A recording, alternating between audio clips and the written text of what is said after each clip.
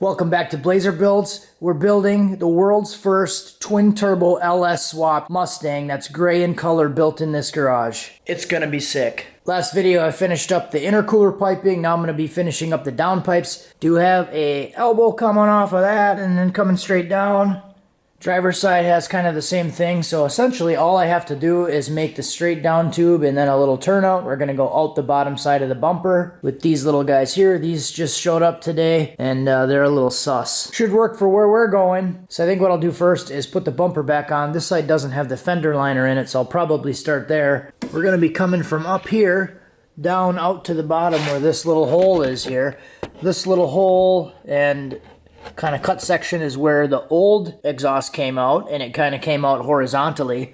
So I'm thinking I'll probably end up cutting this little section out here completely and then just have it come out the bottom hole. This whole bottom bumper section is already cut. So that's the reasoning for not necessarily doing a new hole for a bumper exit, because the bumper's already modified, so we're just going to use that. So I'll kind of show what I'm going to do. I'm going to pull these off. I will probably purge the inside of like the first section, but the long section I might just use some solar flux on it. These little turn downs do have a little welded section in the middle, and those are all kind of sugared on the inside anyways. And purging a pipe that long would use up a lot of gas, so I think I'll probably purge a little bit of it. The longer main section, I think I'm just going to use solar flux. It's just a downpipe shooting straight at the ground, so I don't really think we need to go through all the effort and use all the gas to fully purge it. Little solar flux should be just fine. And I don't think I've ever really gone over solar flux on this channel. I've used it a few times, but I've never really shown it in a video, so let's dedicate a small portion of our lives to that today. Alrighty, bumper.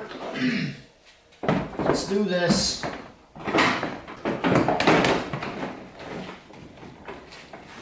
Let's make me look like a complete moron. Here we go. Yep, that one's gotta go up. There we go. I'm just gonna kind of hang it pretty close to where it needs to be. So here's what we got. I did use the 4-inch hole saw and made a little bit of a wingding there. So it's kind of a compromise, I guess, between a full hole and being able to utilize the section that was all kind of cut out here already. Did have a big section that was kind of zip tied together underneath with all the holes. So cut all that stuff out and then we'll be able to come out the bottom kind of like this. So I could maybe angle it back a little bit, have it come out kind of like this, or maybe even angled back a little bit. It's nice and clear in here to the downpipe, so it's not hitting any of the plastics. I cut the other plastics out. So yeah, we'll do something like that and trying to get the exhaust to come out away from the tire. That's kind of the plan. Do you want to see my baseball? All right, so here is pipe number 1, all tacked into place. This is the driver's side. Comes off of the turbo about like this. Comes down and then comes out the side. So I'll get it fitted up and then we'll look at what the outlet looks like. I did that. I'm taking this 90 piece and then I actually cut it down the middle so I could get 2 separate bends out of the one piece, and then I extended it out a little bit. A little bit tricky trying to get everything to line up and then come out where I wanted and not be too close to the fender liner, but I think so far it turned out pretty okay. Can't actually get it in from the bottom, so that's good. That's what I wanted. I wanted to make it so you could actually get it in and out by itself without having to take anything off. All right, so there's the pipe. It's all in place now, and that's what it looks like coming out the bottom. So it does have a decent amount of space around the bumper where it's not going to hit anything or melt anything. And then especially if you're looking at it from this angle, it actually looks pretty good. So now the fun part is getting the other side to look the same way. All right, people, here we go. We got some pipes, driver's side, passenger side, and all tacked up. I'm going to weld them together now. Don't know if I'm going to do solar flux. I think I'm just going to cap it and weld it. One, because I tacked all the pieces together, so I can't solar flux the joints inside here, so I would have to purge them anyways. I could just weld it without purging it. But I think I'm going to purge it, and I'll use probably $50 worth of gas, and we'll be good. Also going to pull one of the turbos off just so I can have the flange bolted up. So I'm going to bolt the flange tight to the turbo when I weld it, just so the flange doesn't warp. Because I have a feeling those flanges are going to warp quite a bit if I weld all the way around them. And just to try to prevent some of that, I'm going to loosen this guy up. Stainless does have a tendency to warp quite a bit when it welds too. I've seen that quite a bit on some pipes. Yeah, we just want this thing to seal. Give ourselves the best opportunity. Because you only get one shot. All right, here's what we'll do. We'll do a little compromise here. I'll do the 2 outside seams on each pipe with the solar flux. So I'll solar flux inside here. I'll also do inside on the end on this one because I can fully reach that entire seam, and that'll allow me to put tinfoil cap over at the top of it. And then because this is going to be bolted to the turbo, I don't have to worry about wrapping this to purge it. And this is all just the downpipe section anyway, so not really that big of a deal. All right, solar flux comes in this little container, and it's just a little powder, and you mix it with some alcohol. Those have instructions on it here. Basically just mixing the solar flux. It says 1 pound to 6 to 7 ounces of alcohol, methanol preferred. I'm just going to be using a little tiny bit of it, so I'm not going to use that much. It is compliant with MILF B class, so just be careful when you're mixing alcohol with MILF. All right, so I got a little bit of rubbing alcohol here just in the bottom of a can. Put a little bit in, and then I'll just mix it up. Looking for like a creamy, kind of a paste texture. This is actually a lot. Put way too much alcohol in it, but I like to party sometimes. This stuff's probably a little bit too thin yet, but I'm just going to go for it. I'm just going to paint it on like the inside of the seam. It's a little bit runny yet, but there.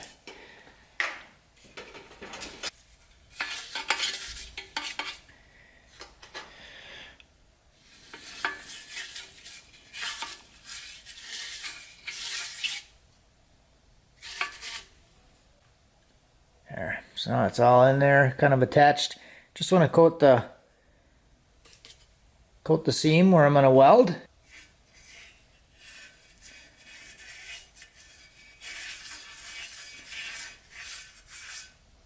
So I'm actually able to get a little bit more than just the outside seam. Can get the second one too.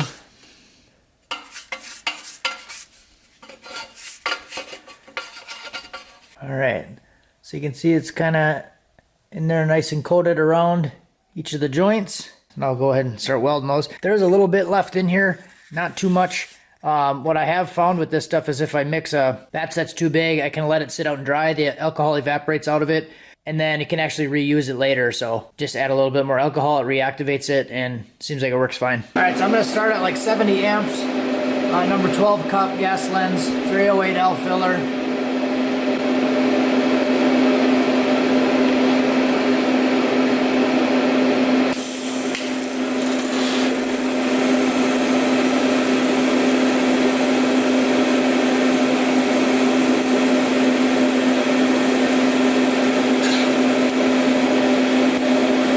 Get a couple areas started, spin it around just to kind of set the flange, using 5 seconds post flow,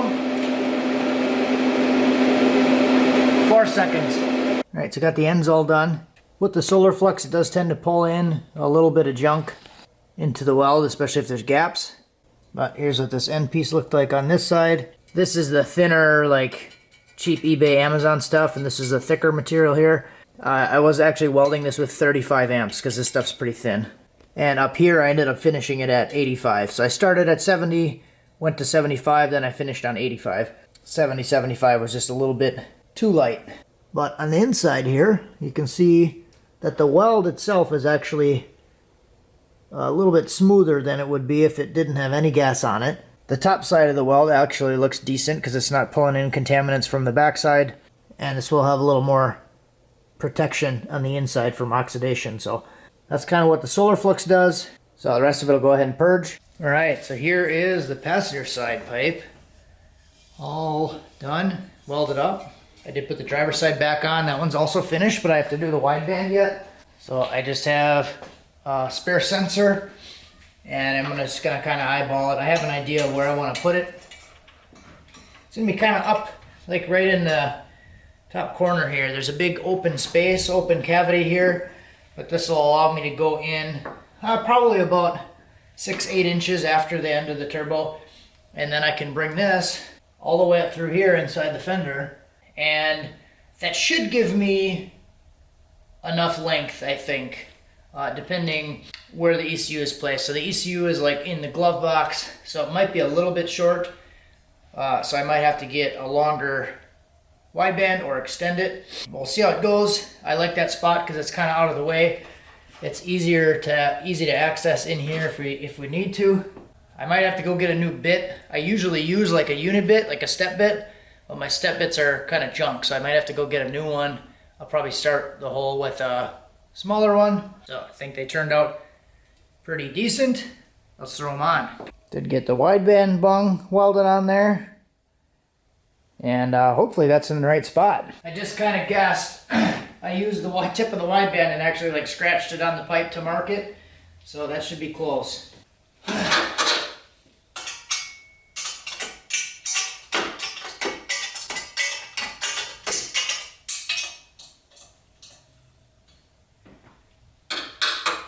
Oh, there it is. I found my other bung. I forgot where I put this thing. That sucks. I had it on the hood pin. This one was this, I think this one's stainless. I think the one that I welded on there is mild.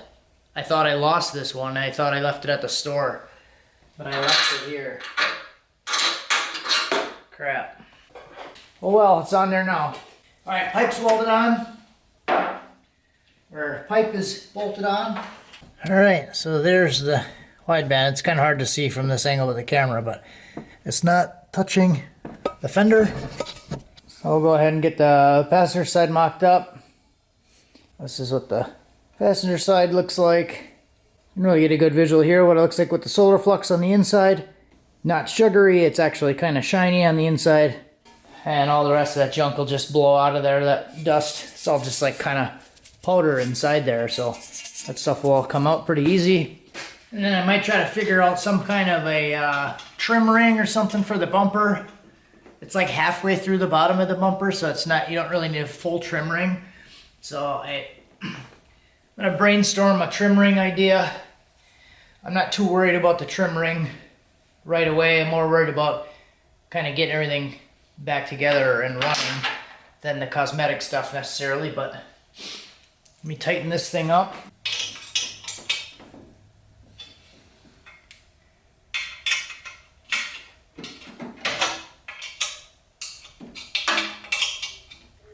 All right, so we got passenger side pipe there, driver side here. So I think they turned out pretty nice. Like I said, we'll have to figure out some kind of a trim ring if we want to do that.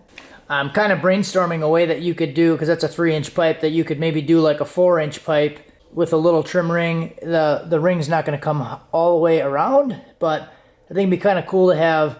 So you'd have like your center exhaust, and then the outside is where the wastegate dump comes out. Because we didn't really want to do like big hole, small hole. So we'll see if we go down that road. If not, we can just do like a short turn down off the wastegate, or get it to fire just kind of towards the ground underneath the exhaust. So we'll see where we go with that one. I'm going to call it here that the hot side is pretty much done. Cold side's done, hot side's done. Next we're working on drains, radiator hoses, fuel system, wiring, burnouts.